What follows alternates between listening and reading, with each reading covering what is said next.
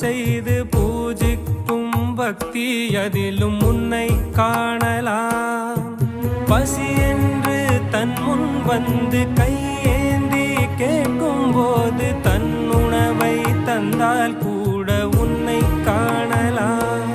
உன்னை காண பல கோடி இங்கு வாரி இறைக்கிறார்கள். எளிதாக உன்னை சேர இங்கு யாரு நினைக்கிறார்கள்? அலங்காரம் அதில் நீ இல்லை, அகங்கார மனதில் இல்லை. துளி கள்ளம் கபடம் கலந்திடாத அன்பில் இருக்கிறாய். உணர்ந்தேன் உனையே உனையே மறந்தேன்.